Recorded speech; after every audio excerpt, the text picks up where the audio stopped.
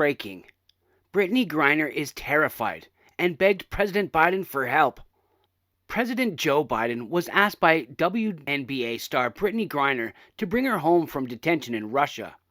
Griner was being tried on drug smuggling charges, telling the president in a handwritten letter, "I'm terrified." Griner was sentenced to 9 years in prison, and her appeal failed as well, meaning the prison term remains in place, as does she. Here is what Griner wrote to Biden. "As I sit here in a Russian prison, alone with my thoughts, and without the protection of my wife, family, friends, Olympic jersey, or any accomplishments, I'm terrified. I might be here forever." The document was delivered to the president at the White House, a spokesperson who released excerpts of Griner's letter. To request for comment on the letter, the White House did not respond immediately. The 31-year-old Griner was detained in February by Russian Federal Customs Service agents at Sheremetyevo Airport near Moscow. She is a Houston native who is a center for the Phoenix Mercury, and she plays for a Russian team during the WNBA's off-season, said NBC News. "I miss my wife. I miss my family. I miss my teammates," Griner wrote to Biden. "It kills me to know that they are suffering so much right now. I am grateful for whatever you can do at this moment to get me home," she wrote. She was in possession of cannabis-derived vape cartridges, Russian authorities allege. The technical substance of what she is alleged to have possessed was not addressed by Griner's representatives.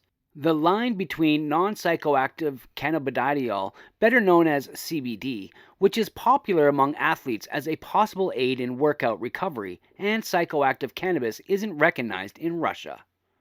In 2018, the World Anti-Doping Agency removed CBD from its list of prohibited substances and is generally recognized as legal in the U.S.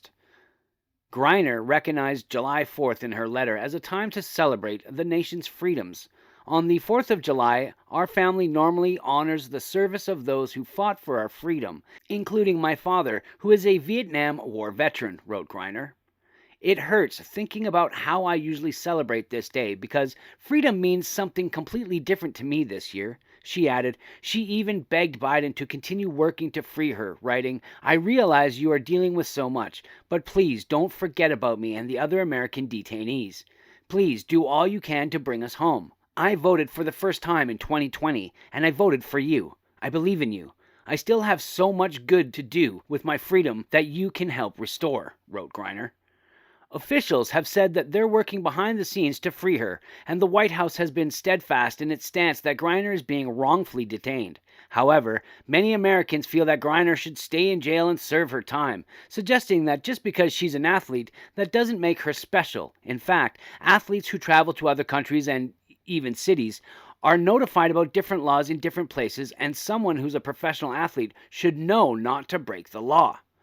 National Security Council spokesperson Adrienne Watson said in a statement, "The U.S. government continues to work aggressively, using every available means to bring her home.